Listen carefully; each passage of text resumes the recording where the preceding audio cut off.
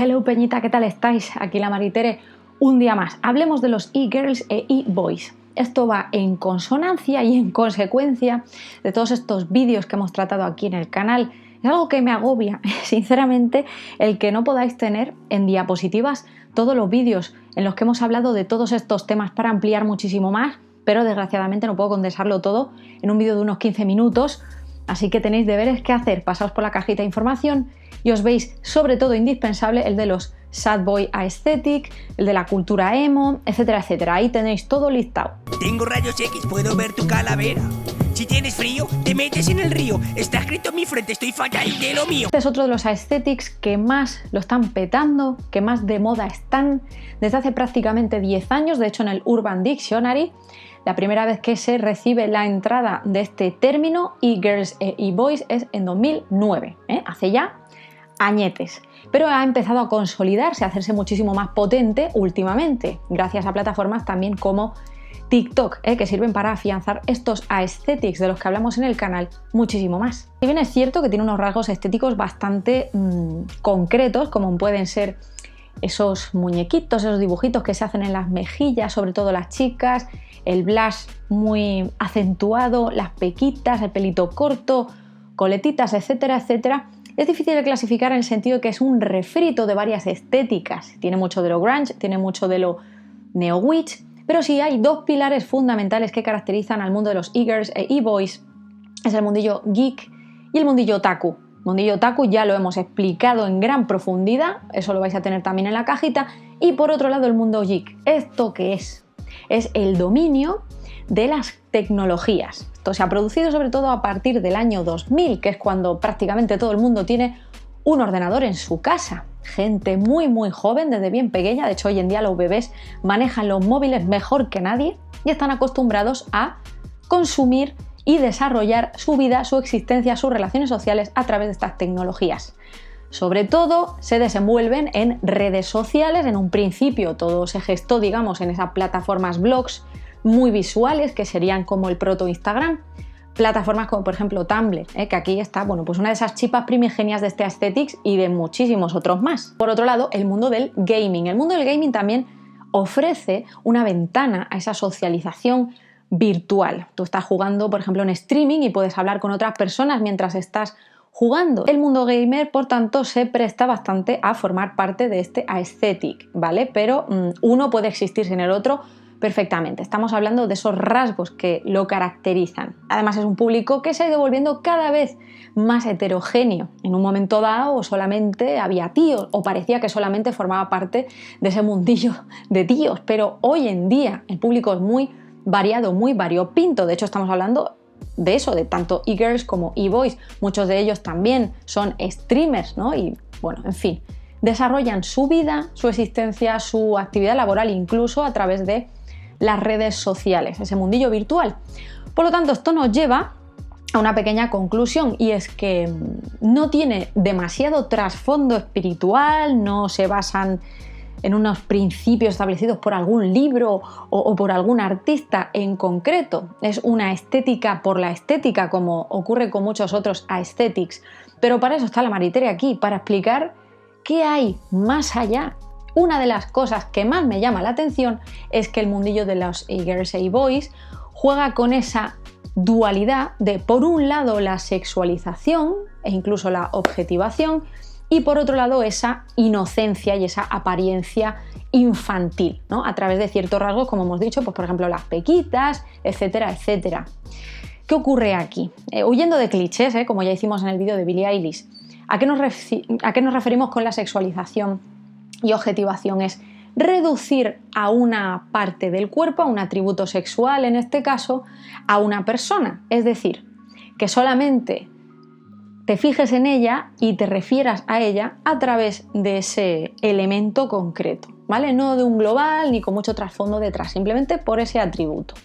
Y ya os digo, huyendo de clichés, no estamos diciendo que esto sea positivo ni negativo, estamos diciendo cómo, de qué manera se muestra este aesthetic, al menos cómo lo percibo yo. ¿Qué pasó? Mi canal. Y aquí podemos destacar un detalle, que es un tipo de cara, se llama aegao, no sé cómo se pronuncia, que al parecer es una cara de extremo placer.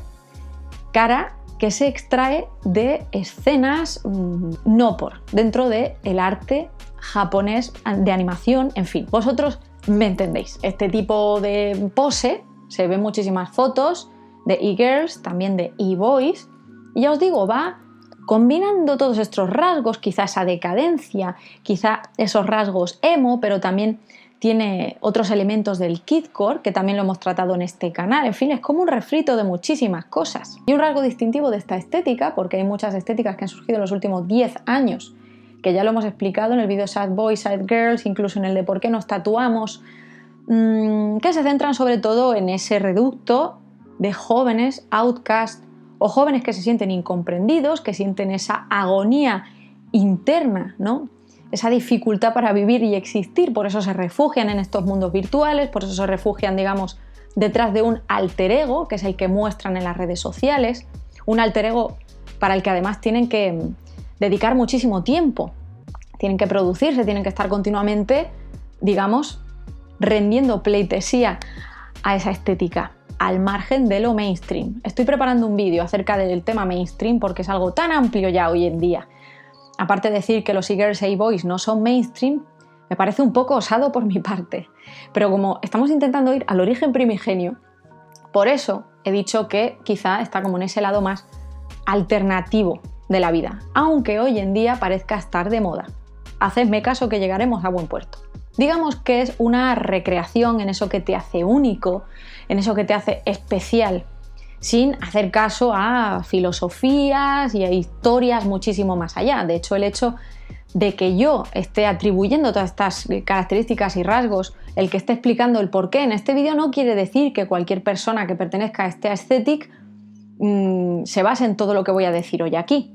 Es más, digamos, un análisis sociológico, antropológico, psicológico incluso, de por qué estas personas se dedican a este aesthetic. Es muy difícil definir sus ideales e incluso su trascendencia, pero es que la tiene y muchísima. Lo vamos a explicar un pelín más adelante. Si os dais cuenta, también es una aesthetic que está absolutamente centrado en ese consumismo, porque las prendas que se muestran, las prendas que se exhiben, digamos, todas esas características es puro consumo, no entraña DIY, no entraña el reutilizar cosas, no está centrado en, yo qué sé, la sostenibilidad. Es el centrar y reducir todo este aesthetic en esos rasgos concretos, como hemos dicho, como los dibujitos en la carita, las peguitas, en fin, mundillo del maquillaje o la ropa, este rollo así, ropa Tumblr, que empezó en su momento a hacerse viral como una única cosa y en realidad se refería a un conjunto de aesthetics que habían surgido en esta plataforma de blogs, no una aesthetic como tal. Cuando hemos dicho lo de DIY no se hace de manera fortuita. Daros cuenta, en los 80, en los 90, acceder, por ejemplo, a la música, a grupos, era muchísimo más complicado, por lo tanto requería de un gran esfuerzo por tu parte el aficionarte a una banda o a un grupo y ser seguidor de esa banda. Hoy en día, en la sociedad en la que vivimos, en la que todo es de usar y tirar, pim, pam, pum, todo es tan rápido, tan frenético, es tan fácil llegar a las cosas. Es tan fácil hacerte fan de algo y al día siguiente olvidarlo por completo, al igual que es tan fácil adorar a una persona y cancelarla al día siguiente, e incluso en nuestras relaciones sociales, nuestras relaciones íntimas. También seguimos mucho esta filosofía, ¿no?, del usar y tirar. Estamos en Tinder y es como un mercado de parejas. En definitiva, es algo más centrado en el afán por producirte que en el afán por sentirlo. Y aunque muchas de estas personas no sepan exactamente por qué se han sentido atraídas por estos rasgos, no se queda únicamente en la superficie. No consiste solamente en comprarte un jersey roto y unos vaqueros de talle alto. Aquí hay muchísimo más. También existe ese rasgo de exaltación de la inocencia, como hemos dicho antes, mezclado con la nostalgia, debido a que somos una generación frágil, una generación que como un copito de nieve se deshace con tocarlo. Estamos continuamente viviendo en una agonía existencial, no sabemos qué va a pasar en el futuro, todas las promesas que se nos hicieron en su momento no se han cumplido, cada vez somos padres, y eso sí lo somos, más mayores. Todo esto produce en nosotros, pues, digamos, ese afán por volver y regresar a esos años en los que éramos felices, no tenemos tantas preocupaciones, que es cuando éramos niños. Por esto la exaltación de la nostalgia últimamente, que está a la orden del día. Es algo que nos hace sentir a gusto, nos atrae por eso, porque nos reconecta con ese niño interno. Esto lleva irremediablemente a que muchas de estas personas lidien con diferentes trastornos, como puede ser la depresión, la ansiedad, y esta es un arma de doble filo, porque en cierto modo se puede llegar a banalizar, se puede llegar a utilizar incluso como producto, se puede llegar incluso hasta capitalizar, ¿no? Llegando incluso a estampar camisetas, pero también se utiliza en las fotografías y se utiliza en estas imágenes que inspiran a otras personas que están entrañando temas muy serios. ¿Y qué puede pasar con esto? Que en vez de verse realmente como un tema grave, como un tema que hay que tratar por profesionales, se utilice como rasgo de tu personalidad. Y en el mundo de los e-girls, de los e-boys, incluso ya en su momento ocurrió en la cultura emo, los sad boys, sad girls, es algo que está muy presente. Y el hecho, por ejemplo, de fotografiarte con una pastilla antidepresiva, más que como protesta o más que como concienciación, lo haces como pura y dura estética. Ahí es cuando es ciertamente peligroso en algunas ocasiones. ¿Qué opináis de esto? Decidme en comentarios. Encuentra refugio como huida de ese mundo, esa agonía existencial en el mundo virtual, en los videojuegos.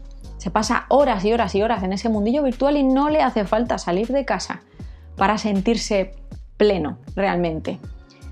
El sujeto geek es un sujeto hipermoderno. Este es un término que todavía no hemos tratado en este canal y que es absolutamente interesante.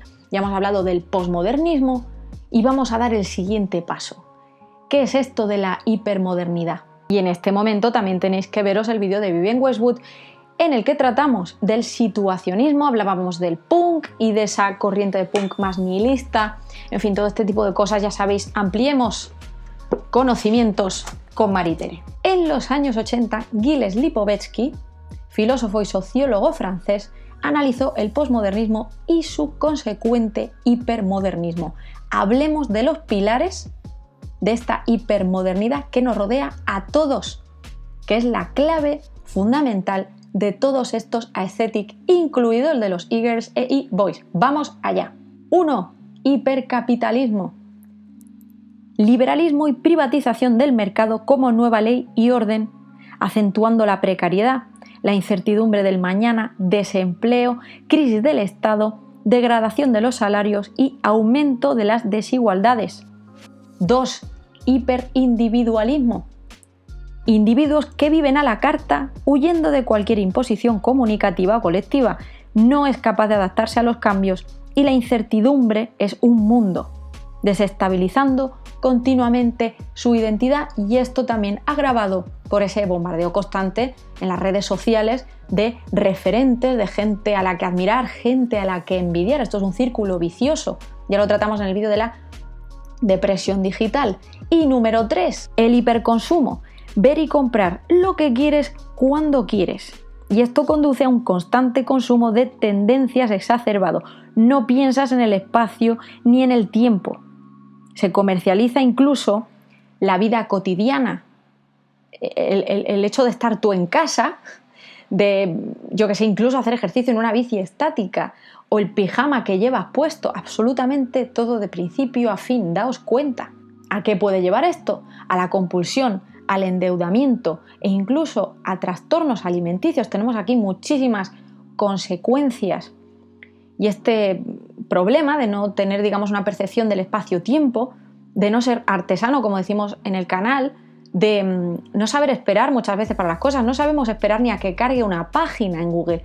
¿Cómo vamos a saber esperar y pensar en ¿necesito realmente esa camiseta? ¿Debería comprarla? ¿No debería comprarla? ¿Qué está pasando? Y además vivimos también en esa paradoja de que por un lado que si eco-washing, que si veganismo, que si tal y que pascual, pero por otro lado también seguimos formando parte de esa maquinaria. Hipócritamente muchas veces lo hacemos inconscientemente, porque es imposible tenerlo todo absolutamente atado, a no ser que cojas el petate y te vayas a una comuna hippie en Siberia.